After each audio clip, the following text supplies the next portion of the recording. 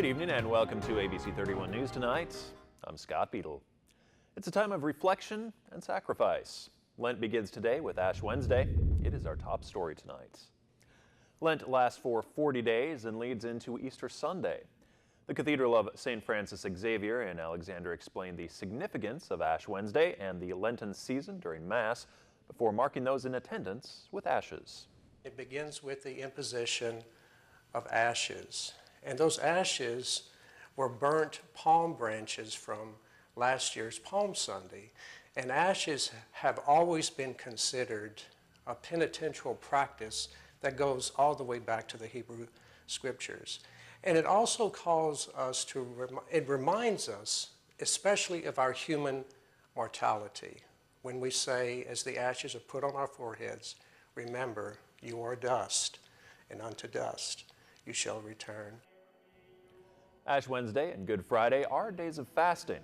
Lent will end on Easter Sunday, which falls on April 16th this year. Last night, many members of the Episcopal faith celebrated what they call Shrove Tuesday. At St. James Episcopal Church, they dined on pancakes, a tradition for the last night of Mardi Gras.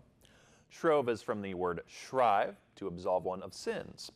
This is the end of the parties, which mark the carnival season and the move into Lent. This tradition extends to many faith traditions which celebrate Mardi Gras, but is especially important in the worldwide Anglican churches. We are cooling things down after some storms earlier today. Chief Meteorologist Chris Summers is here with your weather now.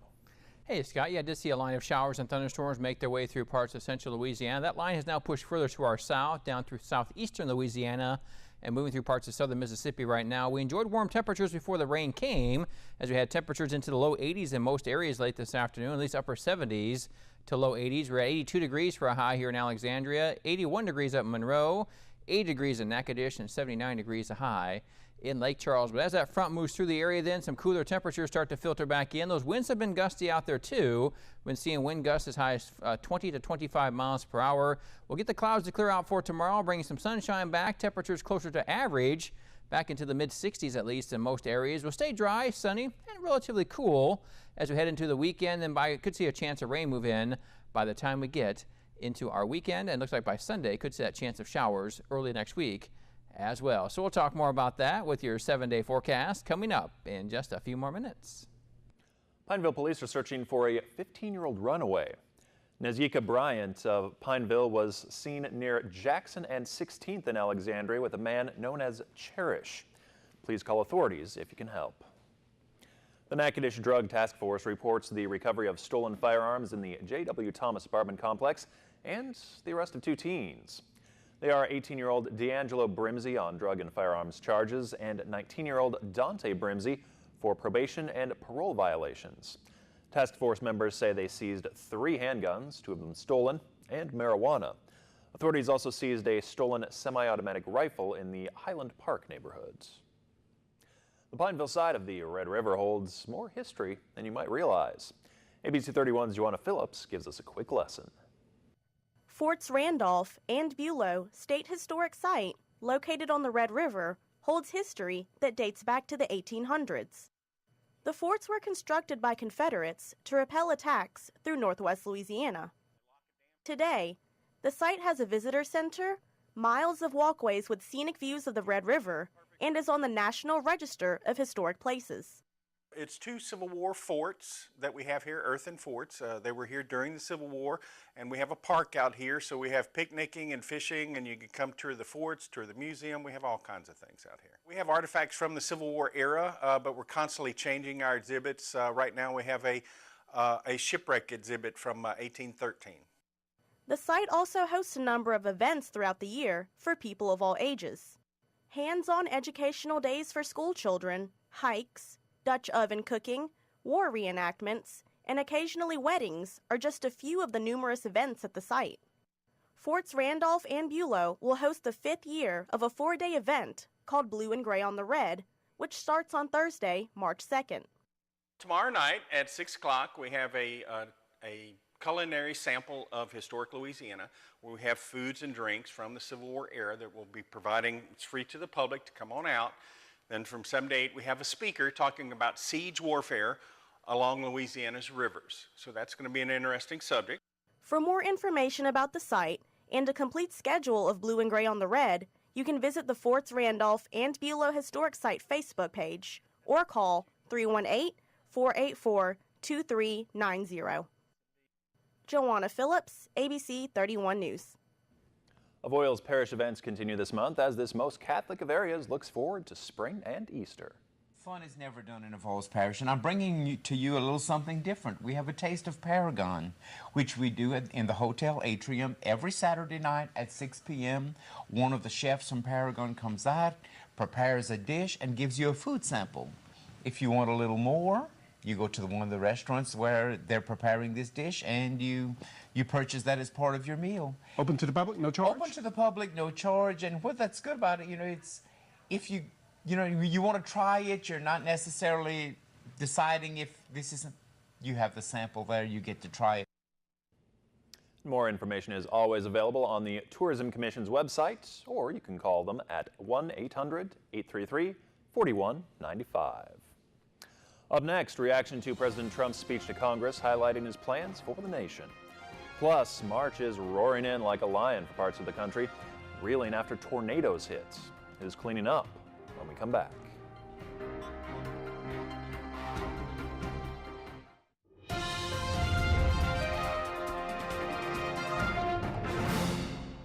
was a critical moment in Donald Trump's presidency, his first address to a joint session of Congress. And with millions watching around the world, the president called for unity and for both parties to move past their bickering. ABC's Lana Zach is in the nation's capital with more.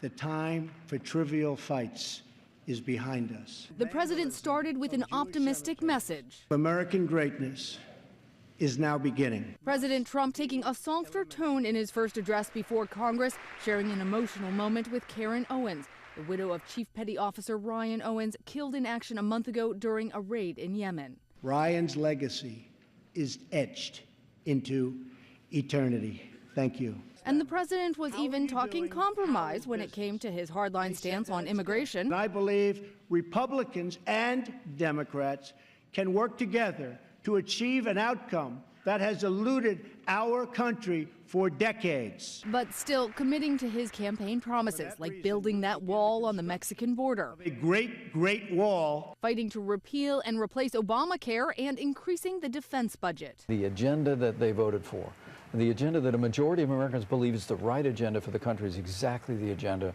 that President Trump is advancing. But some comments. We have begun to drain the swamp of government corruption. Got audible boos from some Democrats in Congress. Senate Minority Leader Chuck Schumer saying he doesn't buy the change in tone. His speeches are always totally detached from reality. Schumer accused the president of saying he's one with the people but not following up that talk with action. Schumer criticized the billionaires in the Trump administration. One of those billionaires, Commerce Secretary Wilbur Ross, was even seen wearing $600 footwear to the speech. The speech inspired major social media, 3 million tweets. Now that becomes the most tweeted presidential joint address of Congress in history. Reporting from Washington, Lana Zach, ABC News. Louisiana Senator John Kennedy is praising President Trump for the address, which he says touched on some important topics. I thought President Trump's speech last night was terrific. Maybe the best speech I've ever heard him give. He really talked about two things. He talked about jobs and American exceptionalism. The president understands that to create jobs, businesswomen and businessmen need 4 things from government. They need low taxes, they need reasonable regulation, including reasonable health care costs, which Obamacare doesn't provide. Business people need a good infrastructure and a skilled workforce. This evening, the East is bracing for a round of severe weather. 75 million Americans at risk from Mississippi to Connecticut. Comes after the Midwest was hit hard by an outbreak of tornadoes yesterday. The National Weather Service is on the ground in several states, including Illinois, where the storms turned deadly. ABC's Kenneth Moten has the latest. In the middle of the night, pure tornado terror. I live in an upstairs apartment, had to get in the bathtub to survive, and my whole street is wrecked. In the daylight, jaw-dropping destruction across 8 states in the Midwest. More than 24 reported tornadoes.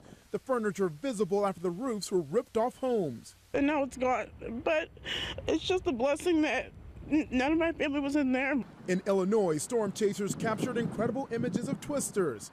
In the community of Ottawa, one man was killed when a tree uprooted and came down. So sorry. Your family okay? Governor Bruce Rauner was on the ground Wednesday, surveying the damage in Naples, where dozens of homes are gone. We got to count our blessings. This could have been way worse. The warning systems worked well. People were notified. A nursing home with 70 residents inside took a direct hit. 5 residents sustained minor injuries and 1 staff member. Actually, the staff member was walking around with an ice pack and still helping people. In Little Rock, Arkansas, ABC affiliate KATV posted this picture. A massive tree almost crashed into this bed. The person sleeping survived. But in Perryville, Missouri, one person was killed when a tornado touched down on I-55. Vehicles destroyed, knocked off the highway like toys.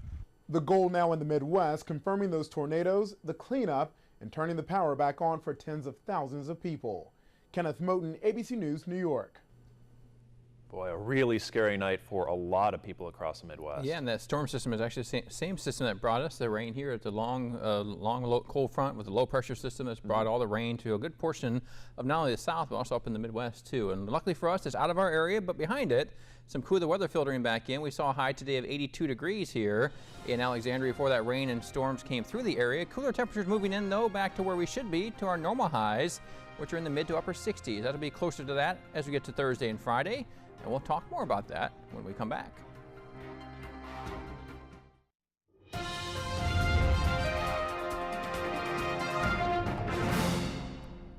And welcome back, everyone. A good Wednesday evening, too. Look at the latest radar showing that line of showers and thunderstorms now stretching through parts of western and southwestern Mississippi, extending all the way back into southeastern Louisiana. But here in central Louisiana, not seeing too much as far as rain. Most of the shower and thunderstorm activity has pushed off to our south and to our east. Now behind this, we're starting to see some cooler weather filter back in as high temperatures next couple of days get back into the 60s here in our area. Before today, we enjoyed the upper 70s to low 80s in most regions late this afternoon, as warm as 83 degrees in Baton Rouge, 82 degrees a high here in Alexandria, 72 up in Shreveport, 79 degrees in Lake Charles, and 81 degrees in Monroe late this afternoon. Outside right now, we're still seeing lots of sunshine, 67 degrees. Temperatures are starting to cool as we'll see those northwest winds continue gusting as high as 15 to 20 miles per hour. But look at that dew point. Yesterday, we were talking about dew points in the 60s. Now dew points in the 30s once again. 37 degrees the current dew point, putting that dry weather back in our area. And with that dry weather, then also some cooler weather filtering in as we head into the next couple of days. So here's your Thursday forecast. A lot of sunshine expected. Dry weather continuing too. Start in the mid 40s or so around 7 o'clock in the morning. By noon, up to mostly sunny skies, 62 degrees, and then 64 by 5 o'clock in the afternoon. Winds still a little gusty. Northeast winds as high as 10 to 15 miles per hour. Looking for a daytime high of about 66 degrees. That'll be just 1 degree short of our normal for this time of year, which is 67 here in central Louisiana. So what else can we expect to see? Well, clouds will clear out as we get to your Thursday. Again, temperatures a lot closer than normal than we've been seeing lately anyway. We'll keep the dry weather, sunny weather, and also cool weather around through your Saturday. Our high temperatures Friday and even into Saturday, probably staying in the low mid to upper 60s in most regions. Now, as you get to Sunday and early next week, could see some showers back in the forecast. With the showers coming, at least a chance for some warmer temperatures too. Could see 70s back in our area by the time we get to early next week. Surface map, though, again, not showing too much going on around our area, just high pressure controlling our weather. High pressure going to be centered over in just southern parts of Oklahoma and northern parts of Texas. What it's going to do is bring a little bit cooler weather back into central Louisiana, but again, getting temperatures really just back to where they should be for this time of year, putting our high temperatures in this mid 60s as we get to Thursday afternoon. Before tonight, 43 degrees, a little cooler with a few clouds out there, north winds at 5 to 10 miles per hour. 66 the high as we head into our Thursday. Lots of sunshine, again, not quite as warm. Northeast winds at 5 to 10 miles per hour. That 7-day forecast shows the 60s hanging around as we head to Friday and right into the weekend too. Could see a few showers on Sunday, high reaching about 70. A little bit warmer next week, Monday, Tuesday, back to the upper to mid 70s. But again, could see more chance of rain around from Monday to next week before we stay in the 70s through the middle part of our next work week. Scott? Thanks, Chris. Apple could be changing its iPhone cables again, and Walmart's latest technology takes aim at Targets and Amazon. Jane Keene is at the NASDAQ market site with those stories and more in today's Tech Report. Apple may ditch the Lightning connector and offer a USB-type connector with the new iPhone. The Wall Street Journal says the new charging cable is expected to make an appearance at Apple's 10th anniversary release of the iconic device in September. Will also come with a curved iPhone that lacks a physical home button. And Netflix could be catering to non-humans one day. The head of the company says robots could do more binge watching instead of humans. He believes the future means that robots will entertain us and will also be entertained. Well, did you notice many websites were down yesterday? Many of the most popular websites like Airbnb, Business Insider, and Expedia use Amazon's cloud service, and it had a problem. The outage lasted until 5 p.m. and is fully functioning now. And Xbox launching a $10 a month library of video games to download. The 100 or so games to download will rotate throughout the year. It will be available later this year. From the NASDAQ market site in Times Square, I'm Jane King with your Tech Report. Walmart is adding features to its mobile app for pharmacy and money service customers. Beginning this month, pharmacy customers can refill prescriptions, track their orders, and view pricing through the app, then use express lanes to pick up their orders and pay electronically.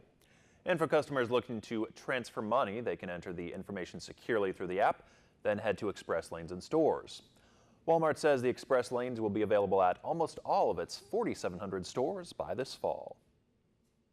And YouTube TV will offer a package of about 40 broadcast and cable channels for $35 a month. Comes with unlimited storage on a cloud DVR and allows 3 people to watch on different devices at the same time. Coming up in sports, it's been a busy day for NSU athletics. Here who won today's women's tennis match. It'll also be a busy weekend for the athletics program. We'll hear from NSU's record-setting sprinter ahead of a big meet.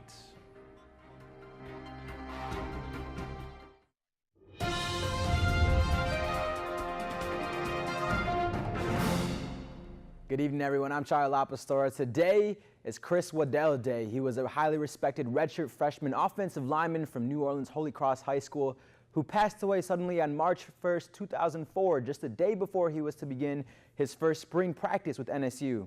On the NSU site, he was described as being an unselfish, hardworking teammate and serious student. This annual day features activities at schools and community centers with NSU football players, including Chris's cousin and NSU freshman Jordan Waddell. Today, his teammates and coaches visited students at 4 different schools.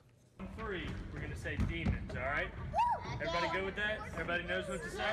All right, ready? 1, 2, 3. Demons! There we go.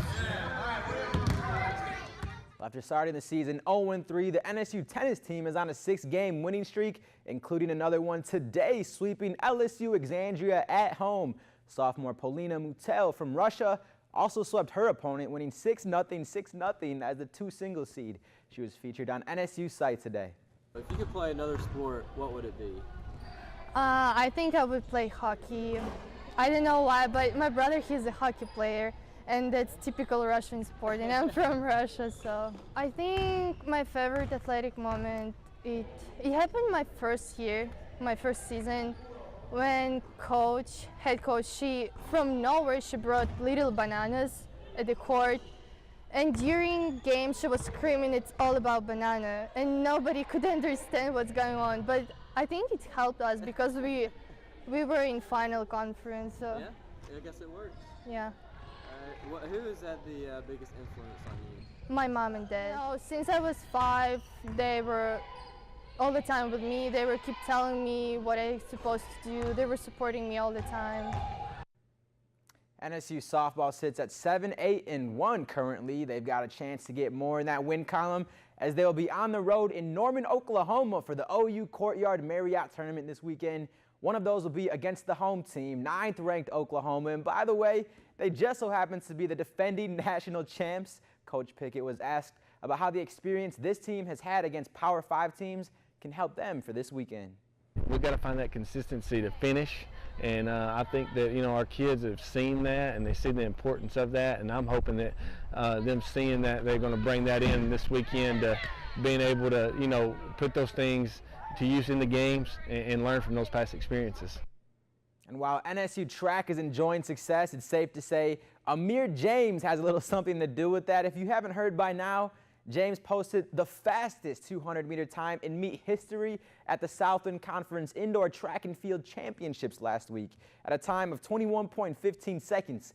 He talks about his mindset for the upcoming USA Track and Field Indoor Championships this weekend and the start of the outdoor season in just a couple weeks.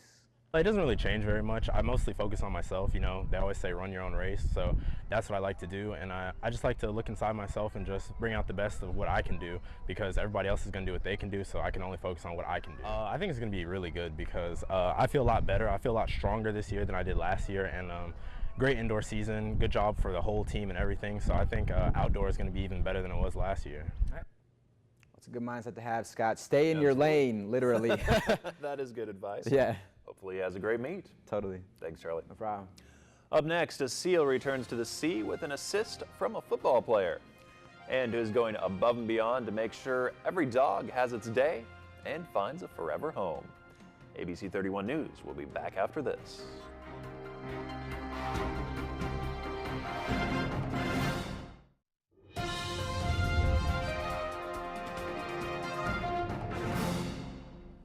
Finding a home for rescue pets can be a challenge, but one group in Memphis, Tennessee has a unique way of helping give pets a forever home by taking to the skies.